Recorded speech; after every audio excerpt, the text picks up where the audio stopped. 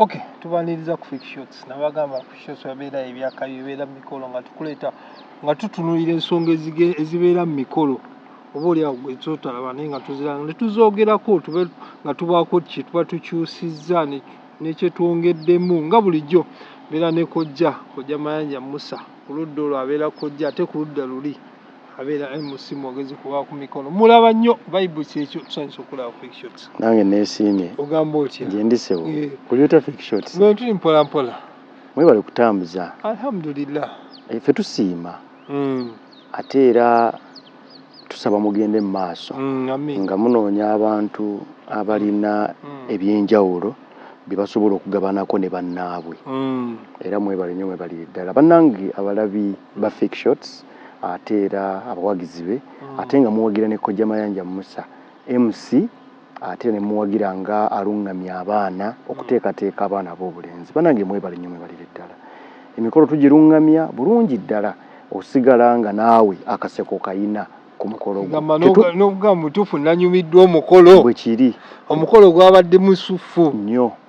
Nawe ne mukolo tutambulira ku nnono teri kumansa ntungo. Temuzivaako. Ate tubibeerako tetumansa ntungo. Nedda tutambulira ku nnono twogera ebigambo ebisaanidde ate nga tebiweebuula mukolo. Abako tebaweebuuka n'abakadde tebaweebuuka kwegamba ekintu kisigala nga ate nga n'abantu kunnono ate nga banyumiddwa ate nga n'okuyiga bayize yakekasingira ddala yensonga lwekyo yitibwa balungamya kubanga omulungamya oba musomesa awo wonyini ng'otugenda otandikira ogambye ku mulungamya tulaba entalo wazi okubeeramu mu aboogezi nosanga taata ono wewaka akula ne taata ze n'abako buli omu aba ayagala kulagako kakati era wano kantwala omukisa okwebaza bakama abantwala ng'abalungamya b'emikolo. Twalina mwami Kavi obudde buno yasikizibwa mukama wange ssentebe w'abalungamya b'emikolo mu Uganda mu nsi yonna ye mwami Kajja Isma tumwebaza n'olukiiko lwe kubanga bagenze bateekateeka Ssemasomo ono ayambye nnyo okulaba nga amalawo ekibuuzo ky'obuuzizza era tubeebaza nnyo mwami Kajja Isima Mulangira Kairan bonna ng'olukiiko kubanga bakola enteekateeka eyita abalungamya bonna mu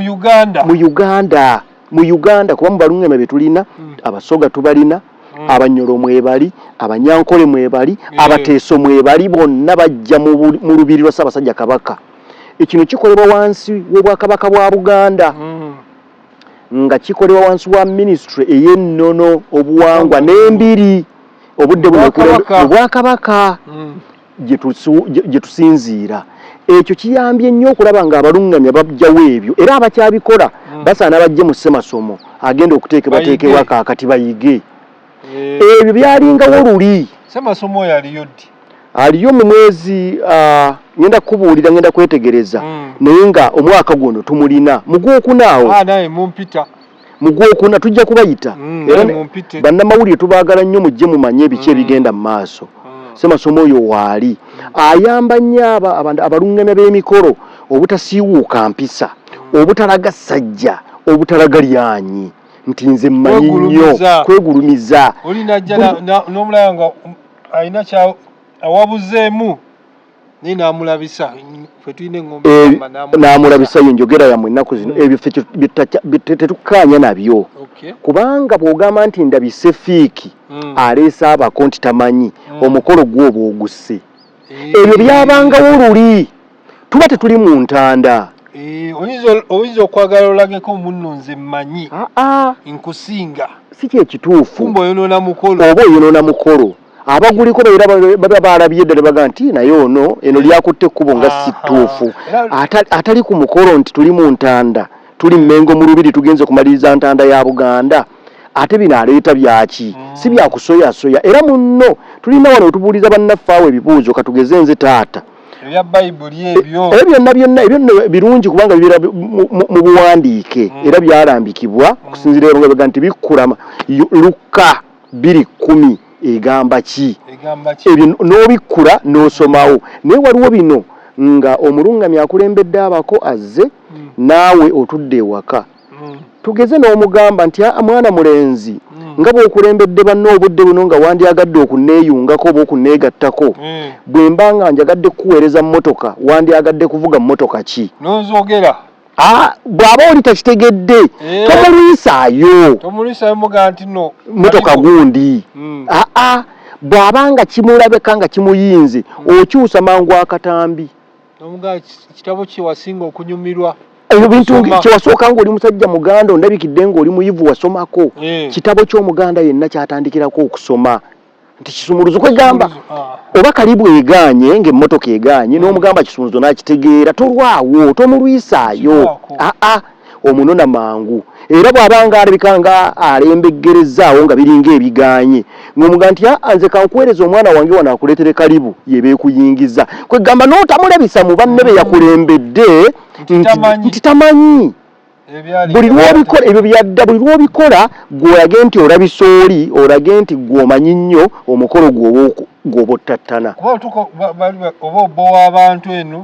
abantu banyiiga bagayika tate lwaki naye ate kojja naye era n'atamanyi naye era anyiiza atamanyi anyiiza naye era gw'amanyi bw'omulaga ennyo nti tamanyi era naawe osigala tosiko walinze kwali omwogezi okulya nga abantu mu audience bamugamba bagambye tukole weetuti ekyo awo ngambidde wali nti abantu baffe tusale amagezi okulaba nga bagenda mu ssemasomo basome bamanye n'engeri emikolo gye gitambulamu ate ne bannaffe abatuwa emikolo tubeebaza naye nammwe muwe omuntu omukolo nga mumaze okulaba mulabeko ng'ekweyimirira tulina emitimbagano egy'enjawulo kati nze wano Kojja Mayanja nyina TikTok accounts 2 emu yaabwe amukolegi nejjoba MC n'endala erungamye eteekateeka abaana ab'obulenzi naye bw'oba oyagala kumpa mukolo n'ogenda ku TikTok yange eya Kojja Mayanja MC osobola okulaba how do I perform nyina Kojja Mayanja ku Facebook nyina Kojja Mayanja ku X nyina Kojja Mayanja ku Instagram wonna onsanga genda olabe omuntu ono ayambala atya emikolo agikola atya abantu ki baakoleddeko profile eso yekondakitinga atya costume ebeera etya mufunze yebrandiza atya ekyo kikusobola naye gwe n'ogamba nti bakuleetedde omuntu naawe nga ddala bw'ogenda okugattagatta toyina na mukolo gye wali omulabye aye n'ogenda omuwaana nnyo n'omuguza banno nti ddala yabaakola aze Kojja omwogezi yenna atalina namba ya Wakabaka ntalina ttaaga very good simu attention very good manya oyo teyayita musomo simutendeke kyoyogedde kyennyini abantu bwe tugenda mu kubangulwa kati nze ennamba yange eri 877 baluwa baagimpa okuviira ddala mu ttendekero Ssaabasajja Kabaka enteekateeka yagitukolera kati omuntu yenna bw'ajja nga yebrandinze n'ennamba yagirina omusuubiramu okukola ebyo ebyaki ebyensa era wano waliwo munnaffe Mr. Kayongo olumu byatabukatabukamu naye nga si yabikoze ow'abazungu byatabukatabukamu awo ate nga si yabikoze nti abigenderedde naye olaba olw'okubanga akuuma brandi ye yavaayo n'agenda mu Bwakabaka eri bakama baffe n'obannyonnyola ennamba ye ekitiibwa kye n'akisigala ng'akyekuumidde kati kugamba Kojja atulaba eyo ennamba eyo eringa pamiti era kyekyo era w'okolera ensobi ekuggyibwako nolwekyo fayini eyinza obutabaawo naye ennamba ekuggyibwako naye makyo kitegeeza nga obadde webranize n'ennamba yo ne bagikuggyako abadde bakumanyiddeyo oba onoddamu okweyogera mu bantu nti nze ndi nnamba 877 mu balungamya b'emikolo mu Bwakabaka bwa Buganda oba tokyasobola ali naku ze social media yajja okuggyako ennamba nga bakutimba nowaati ne waati eyagula ebifaananyi by'Obwakabaka nga abiguze ku Nassa oba bagenda bo ne babyeyolezaamu tewamulaba tebamutimba mawulire gonna gaamukuba nolwekyo ebyo bye tutunuulira tolina kugenda kukola bintu bigenda kuweesa kukumalamu nsa olidde nolwekyo ffe nga ku nsonga eri gy'oyogeddeko awo nze omuntu nga tugeze nze ndi ewaka nze taata omuntu akulembedde abako olugamba katumwa nti abantu abo balina abakulembedde nti ye n'awanika omukono omuzinda ne mwagumumpeere entandika gy'atandikamu omanya nti ono manyirawo waagwa manyirawo nti oyo akatiiki nkataddeko nga tekalimu wadde akasaze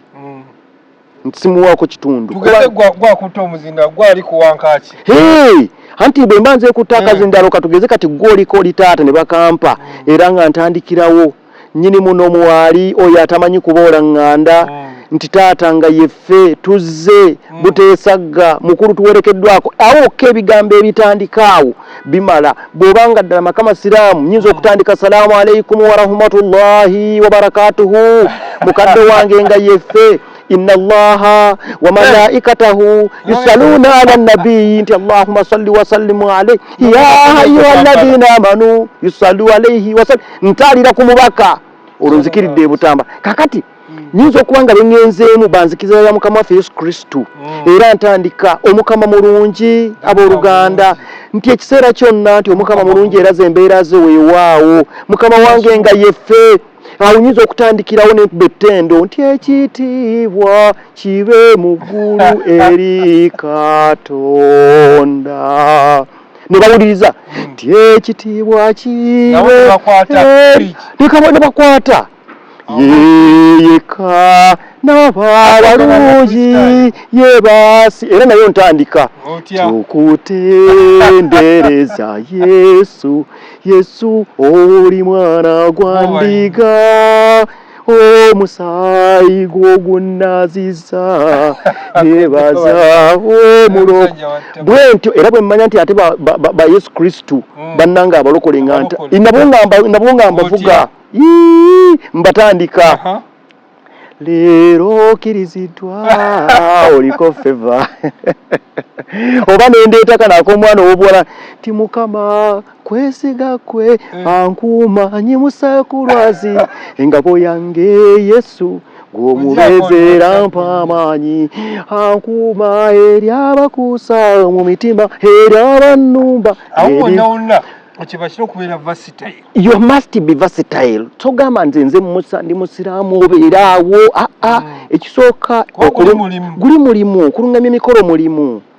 kati ebiyinza okuba ekitone nkirina naye ate nemmanya ne butya bwe nnyina okukitambuza naye guli mulimu olina okubeera versatile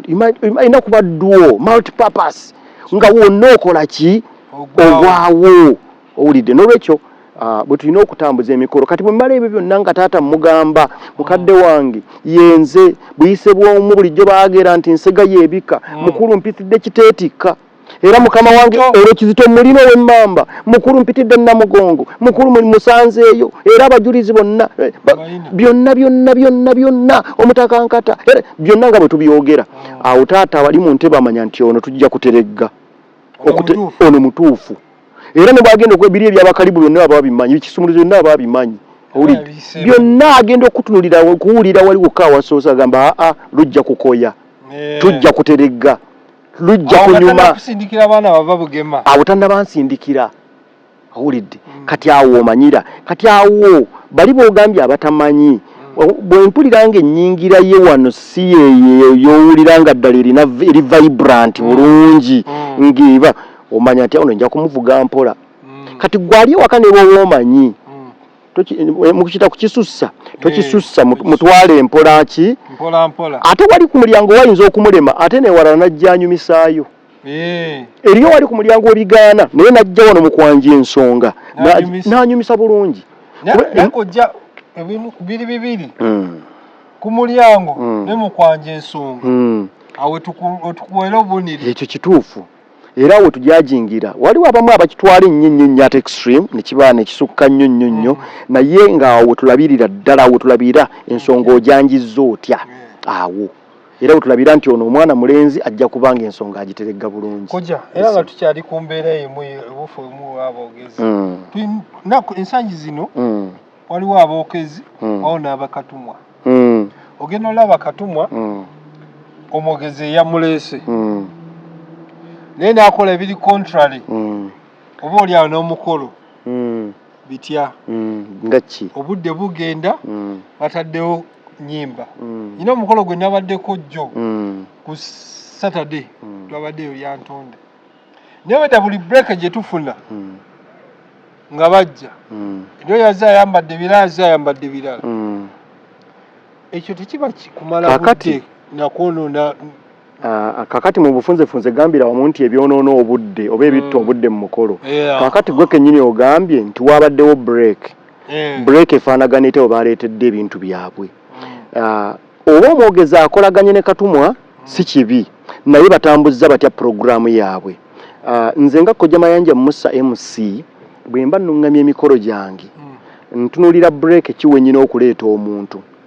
ate nno bano booyogerako nze sibalina olumu mbayita nabaddiikuula sibayina naye oluusi ogenda okulaba nga wennyini we wazze wobasanze ate abamu ku bo beerimbika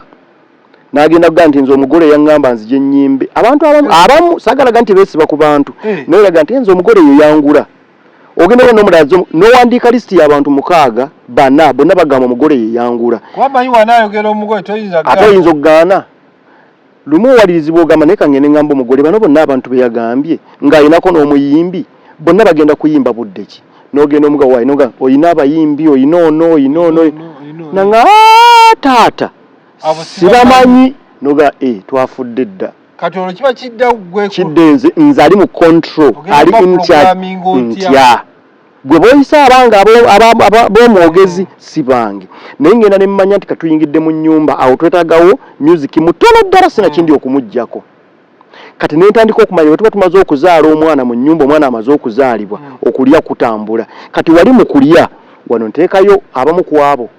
naye tebayinza okugamba lwaki oteekayo mukula tebajja tula abantu bagenda kuba baconcentratinze ku mmere anti kaakati onejjukira ayagala omulaba ayagala attention era kituufu era bangi ku bo batuteekako n'embeera nga bagamba omwogezi ono tankoledde bulungi njagala kuyimba ng'omugole ali wali naye mbanga muli abayimbi 4 oba bakannakatemba 3 oba 4 buli omu ayagala kubikolera wali ng'omugole waali obudde bunaabamala tebusoboka era wano wentwalira n'omukisa okutegeeza bannaffe abatuwa emirimu yadde ssente oba oziina nga mpitirivu naye abantu b'oleeta abagenda okusanyusa omukolo gwo kati olina ab'engoma eŋŋanda ompulira disiko yaffe weeri oleesewo abayimbi ekitono ennyo 3 oba kale ekitono ennyo 2 nabo baleese 2 ne Katuma ayina olina n'omwana wa muganda wo n'omwana wa mwannyoko omwana wa ssengaawo omuyimbi yandiyagadde ayimbe ku mukolo se yandiyagadde akugamba nyina okuyimba guno omukolo gwa muganda wange gwa mwannyinaze guli waffe bwe siyimbirano nayimbirawa bwe bitugamba nyina okuyimba ate nyina kuyimba nga omugole waali kati ebyo byonna era twali tunyumya naawe ejjuzi nonga waliwo neyawamba omuntu omwogezi omu baamuwamba era biva ku ebyo kaakati naye nze mba ndi mu kontrol y'omukolo guno simba sikyakolera nnyo mmwe abajja gye ndi omukolo ngukolera eyagumpadde ayinza okuba nga taata yeyagumpadde naye ng'omukolo gwani